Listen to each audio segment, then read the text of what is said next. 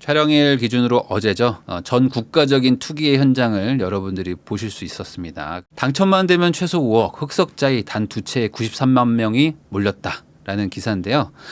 이 93만 명이 탄 두 채를 놓고 경쟁한다. 이상한 수치죠. 82만 대 1과 10만 대 1인데요. 이게 어떤 일인지 여러분들한테 한번 설명을 드려보려고 합니다. 이게 그 흑석동에 있는 자이 아파트입니다. 요즘 뭐 자이가 좀 시끄럽긴 한데 어쨌든 뭐 흑석 리버파크 자이라는 곳의 아파트에 두 채가 여긴 실제로 지금 이미 다 지어져서 지금 사람들이 살고 있는 곳인데 여기에 이제 뭐 계약 취소된 건이 하나가 있고 뭐 어쨌든 뭐 두 개가 지금 하나 나와가지고 뒤늦은 청약이 지금 시작이 돼 있어요. 여기에 사람들이 어마어마하게 저 이거 받고 싶어요라고 몰렸습니다. 근데 제가 왜 여기에 전국적인 투기의 현장이라고 제가 이름을 붙였는지 설명을 해볼게요. 자, 6억 로또, 뭐 5억 로또 이렇게 기사가 계속 뜨는데 이거에 지금 청약 홈이 마비가 될 정도였습니다. 그래서 실제로 한 40분 정도가 서버가 다운이 됐는데 이거 뭐 기사에서 가져온 캡처 사진이지만 안녕하세요 고객님. 고객님 앞에 12,274명이 있으니까 잠깐만 좀 기다려 주시고요. 뒤에 109명 있으니까 잠깐 좀 기다려 줘. 하도 많이 사람들이 몰리니까 이게 뭐 서버가 막 다운이 될 정도였습니다. 자, 그러면 이렇게 왜 몰렸을까? 시세보다 엄청 쌌습니다. 시세보다 엄청 싸서 보통은 그 뭐 로또 분양 하는데 이거는 진짜 로또였습니다. 왜 그러냐? 이 59제곱, 그러니까 전용으로 59니까 뭐 보통 25평형 이렇게 말하는 게 이미 입주한 아파트예요. 그래가지고 시세도 이미 다 나와 있어요. 사람들이 살고 있고 거래도 하고 있는데 이게 시세가 뭐 한 13억 정도 왔다 갔다 합니다. 근데 이걸 분양을 6억 4천 얼마에 합니다. 그래서 6억 5천에 하니까 단순히 해도 이게 얼마예요? 단순 계산하면 한 6억 정도 시 차익이 나는 거 아닙니까? 자, 그리고 이제 84제곱, 보통 33평형 부르는 게 시세가 뭐 16억 왔다 갔다 하는데 분양을 9.7억에 합니다. 그러니까 10억이 채 안 되게 하는데 시세만 16억이니까 단순 시세 차익이 한 6억 정도 되는 두 채가 이번에 청약에 나온 겁니다. 그러면 이걸 왜 이렇게 싸게 파는 건가? 아니 16억짜리를 16억에 팔면 되는 거지. 왜 이걸 9억에 팔지? 자, 이거는 그냥 분양가대로 파는 겁니다. 분양가가 원래 그랬어요. 2020년에 분양을 했고 23년에 이미 입주를 했기 때문에 3년 전 가격 그대로 그냥 파는 건데 그 사이에 가격이 많이 올랐잖아요. 여러분들도 다 아시지만 20년부터 얼마나 많이 올랐습니까? 그러니까 그때 분양 받았던 분들은 다 같이 지금 한 6억 정도 벌었겠지만 이미 지나버렸으니까 23년에는 16억 주고 사야 되는데 잠깐만 이거 분양 하나가 계약 취소가 된 게 있네.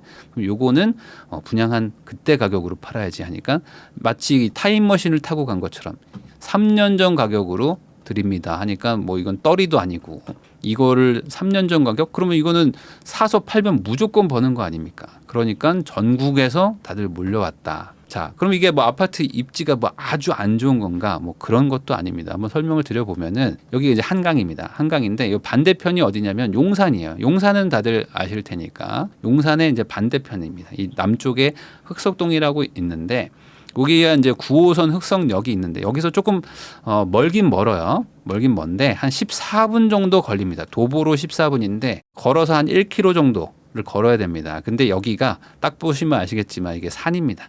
산지입니다. 이렇게 좀 걸어서 좀 언덕배기를 좀 걸어 올라와야 돼요. 그래서 이거 로드뷰로 보면은 약간의 좀 경사가 좀 있습니다. 근데 이 경사로를 한 14분 정도 걸어야 되니까 실제로 조금 힘이 좀 들죠. 제가 이쪽을 좀 걸어 다닌 일이 있습니다. 예전에 이제 학교가 여기 있어가지고 좀 걸어 다녀봤는데 많이 바뀌긴 했지만 그래도 좀 걷기가 좀 힘들긴 하다. 그렇지만 그래도 뭐 어떻습니까? 서울의 뭐 번듯한 새 아파트인데. 자, 그럼 여기 보면은 이제 아파트가 그래도 나름 대단지예요. 그래서 막상 이제 가면 되게 좋고 그리고 안에 커뮤니티도 아주 잘 돼 있습니다.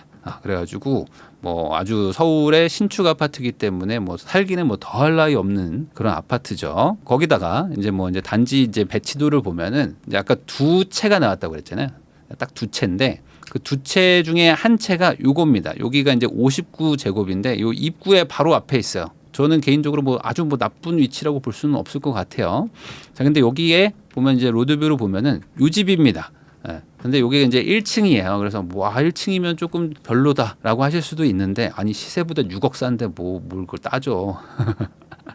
뭐 따질 게 있어요? 6억 싼데 거기다가 이제 여기가 이제 워낙 그 경사지기 때문에 이걸 필로티라고 해야 될지 어쨌든 뭐 이 정도 높이가 있어서 실제로는 한 3층, 4층 정도 높이니까 뭐 그렇게 뭐 나쁜 위치는 아니죠. 두 번째, 이 84제곱은 요 안쪽에 있는 동입니다. 그래서 안쪽에 있는 동이고 입구 앞쪽이니까 뭐 더 좋을 수도 있죠. 그래서 여기 집 이제 로드뷰로 보면 요 안쪽에 있는 동인데 요 안쪽에 있는 2층인가 그렇습니다. 그러니까 여기도 나쁘지 않죠. 그래서 여기도 이제 84니까 30평대니까 더 좋죠. 그래서 이거는 구조도 좋고 하니까 뭐 아마 이거 판상형일 겁니다. 그래서 뭐 맞바람도 불고 하니까 벌써 이제 상상의 나래가 막 펼쳐지는 거지. 아 이거 10만 대 1인데 이거 10만 대 1이긴 하지만 벌써 우리 집 잠깐만 나 이거 새집 증후군 벌써 걱정되는데 이거 어떡하지 입주 청소 지금 벌써 잡아놔야 되나 막 이런 생각들 막 하고 계시는 분들 많은데 어쨌든 10만 대 1입니다. 얘도 너무 좋다.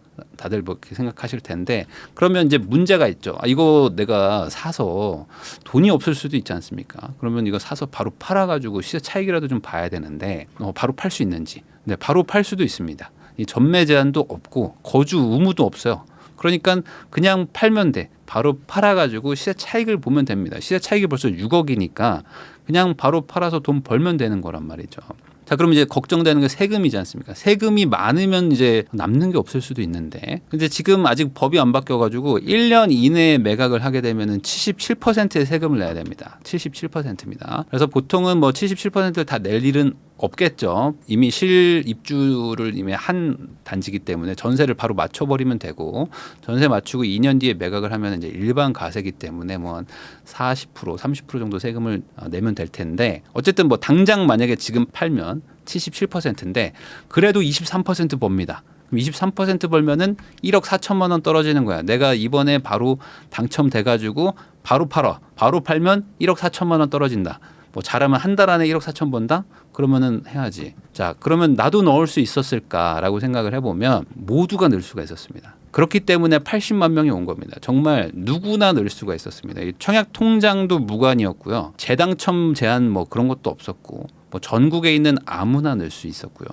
다주택자도 상관이 없었습니다. 이 5구제곱은 뭐 아무나 넣어도 되고 이제 84는 이제 계약 취소권이었기 때문에 서울에 사는 무주택자만 넣을 수 있었기 때문에 한 10만 정도 이제 들어온 거죠. 자, 그럼 돈이 없어도 할 수 있었을까? 아까 잠깐 말했지만 이게 계약금이 20%입니다. 그러니까 뭐 한 1억 2천 정도. 뭐 한 1억 한 5, 6천 정도만 있으면은 바로 이제 계약을 할 수가 있고 그다음에 이제 잔금을 치러야 되는데 잔금은 어차피 지금 이게 실입주를 할 수가 있기 때문에 그냥 전세 시세 수준입니다. 이게 워낙 시세보다 뭐 한 반값 수준에 지금 분양을 하는 거니까 그냥 전세를 바로 맞추면 됩니다. 그러면 전세를 맞춰가지고 잔금을 내면 되니까 계약금 20%만 어디서 빌리면 되는데 뭐 이거 못 빌리겠어요? 시세 차익이 5억 이상이 있는데 친척한테 빌리든 뭐 정 안 되면 정말 뭐 어디 가서 제2금융권에서 뭐 저축은행 가서 뭐 이자 뭐 10%에 빌리든 무조건 이득이니까 이거는 뭐 당연히 할 수 있는 거겠죠. 그러면 이 좋은 거를 하는 게 맞는 거 아닙니까? 당연히 이걸 해야 되는 거잖아요. 그러니까 80만 명, 90만 명이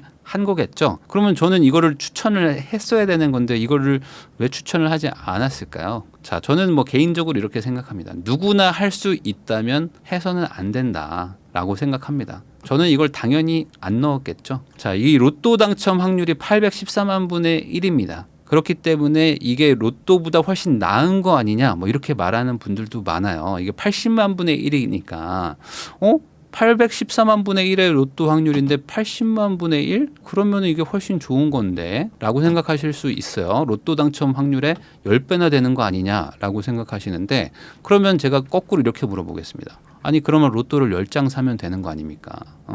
로또를 10장 사면은 흑석 자이랑 똑같은 확률입니다. 그러면 로또 10장 사세요. 그냥 10,000원이면 같은 확률입니다. 거기다가 더 큰 돈을 줍니다. 아마 흑석 자이가 벌어주는 6억이 아니라 잘만 하면 한 50억도 줄지도 몰라. 아니면 아예 그냥 한 10만 원 사버려. 그러면은 8만 분의 1입니다. 지금 흑석 자이보다 10배 높은 확률로 할 수도 있어요. 그러면 이게 더 좋은 거 아닙니까? 거기다가 세율도 낮아요.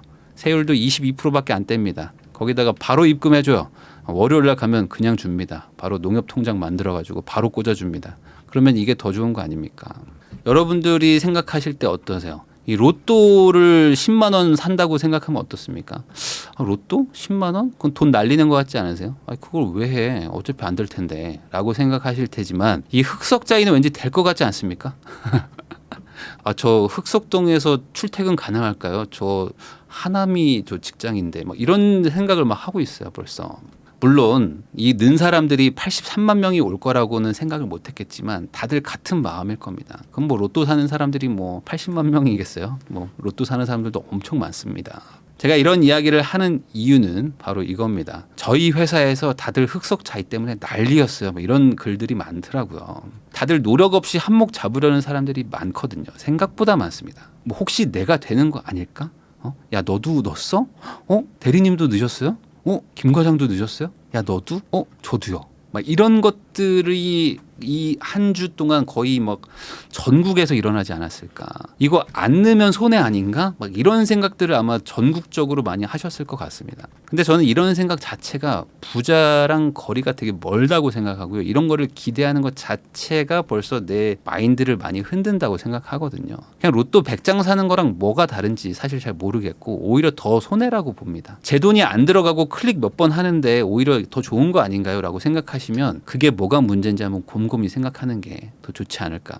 저는 근데 이런 사람들의 문제라고 보는 것도 한 15% 정도고 나머지 85%는 이게 더 문제라고 봅니다. 바로 이 청약제도에 더 문제가 있다. 이게 근본적인 문제다. 이렇게 얘기하면 뭐 욕을 먹을 수도 있지만 무주택자는 집을 싸게 사게 해줘야 된다는 이 대전제가 가장 큰 문제라고 생각합니다. 무주택자로 고생을 많이 했기 때문에 이왕이면 좀 싸게 집을 사게 해줘야 된다라는 이 전제 때문에 이런 일들이 생기는 거고 이게 모든 그 부작용들을 만든다고 생각을 하거든요.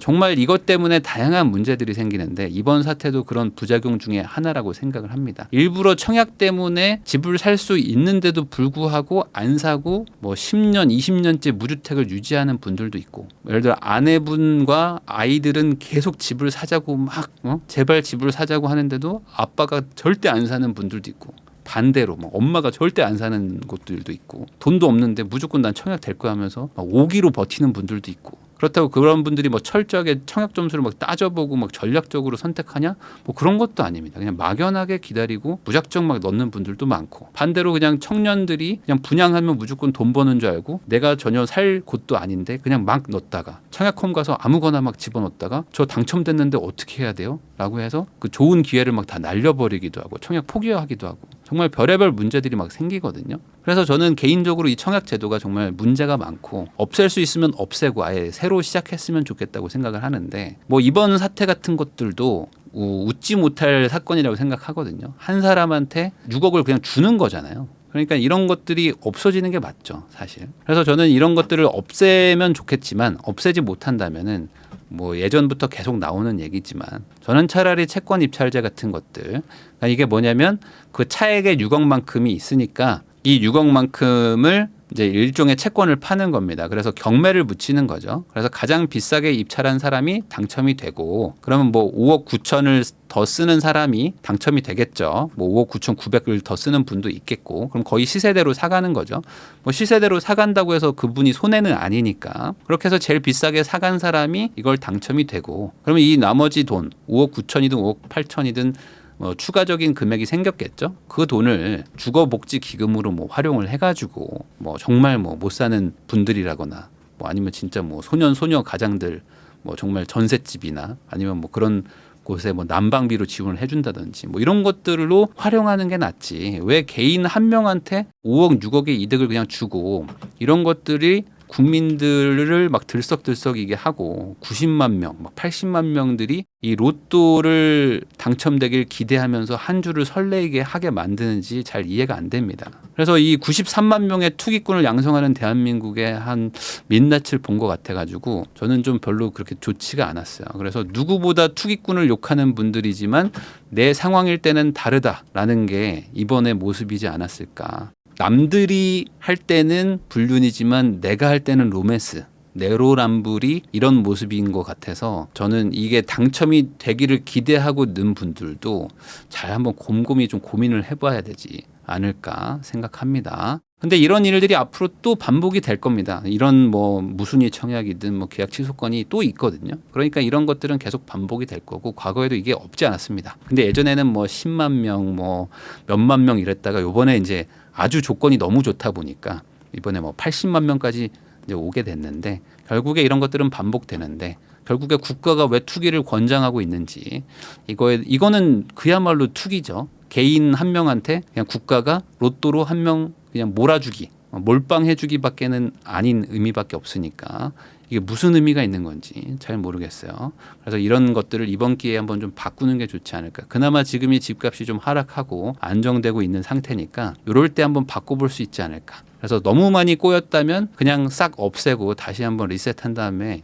청약제도를 한번 손보는 것도 좋지 않을까. 지금 정권 초기니까 이럴 때 한번 바꿔야지 또 정권 또 후기나 또 그렇게 되면 또 동력을 잃으니까 이런 기회에 한번 제대로 한번 만들어 보는 것도 좋을 것 같다는 생각을 좀 해봤습니다.